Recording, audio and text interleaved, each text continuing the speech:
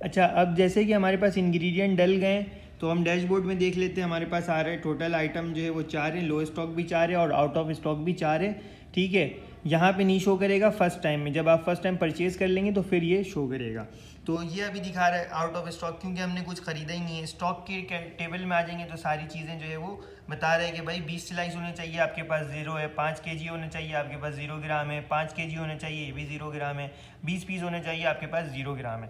तो हमने यहाँ से इंग्रेडिएंट ऐड किया था, अब हम यहाँ से परचेज़ कर लेंगे। जैसे रोज़ डेली रूटीन के हिसाब से सुबह आपका जो भी वेंडर होगा या जो भी बंदा इसको यूज़ करता है वो इसको परचेज़ करेगा। तो यहाँ से आप सेलेक्ट इंग्रेडिएंट करेंगे और यहाँ पे आपने जो है सुबह सुबह जिंगर बन कितना 22 पीस आपने जो है वो परचेज़ किया। ठीक है, और यहाँ पे लिखना है आपको यूनिट प्राइस, एक पीस का प्राइस कितना है। तो आपने यहाँ पे लिख दिया 10 रुपये का एक बन मिलता है, 22 पीस जो है वो मैंने ख़रीदे हैं। ठीक है, यहाँ पे आपने ऐड कर दिया। जैसे ही ऐड करेंगे यहाँ पे आ जाएगा भाई 220 रुपये, 10 मल्टीप्लाई बाय आप 22 करें 220 बनता है। ठीक है, उसके बाद जो है आपने फिर क्या ख़रीदा, उसके बाद आपने पैटी ख़रीदा यहाँ पे तकरीबन 6 केजी।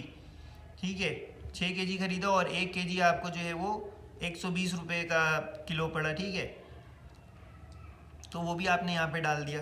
अच्छा, उसके बाद जो है आपने क्या ख़रीदा, केचप। केचप का जैसे आपने 5 केजी का पैकेट ख़रीद लिया या जैसे भी, तो यहाँ पे आपने डाल दिया 5 केचप। ये चले हम 6 केचप इसलिए डाल रहा हूँ कि हम जब उसको, बल्कि मैं यहाँ पे 5 ही डालता हूँ, जब हम उसको सेल करेंगे ताकि वो माइनस होता हुआ आपको पता चले। अच्छा, 1 केजी का जो है हमारा पैकेट वो कितने का है भाई, 250 रुपये का 1 केजी का पैकेट है। ठीक है, तो हमने यहाँ पे डाल दिया। उसके बाद जो है हमने क्या परचेज़ किया, चीज़ हमने यहाँ पे 25 पीस बाय किए और एक पीस जो है हमें पड़ रहा है वो 5 रुपये का। ठीक है, तो ये हमने यहाँ पे डाल दिया। ठीक है, अब ये परचेज़ हो गया हमारे पास। तो यहाँ पे सारा जो है 4 आइटम है, एक लो स्टॉक में आ रहा है। क्यों आ रहा है वो हम देख लेते हैं। हाँ, तो लो स्टॉक में इसलिए आ रहा है कि भाई 5 केजी हमारे पास होना भी चाहिए और हमने ख़रीदा भी सिर्फ 5 केजी है। ठीक है, तो इसीलिए ये लो स्टॉक में, जैसे ही 10 ग्राम भी सेल होगा तो ये लो स्टॉक हो जाएगा।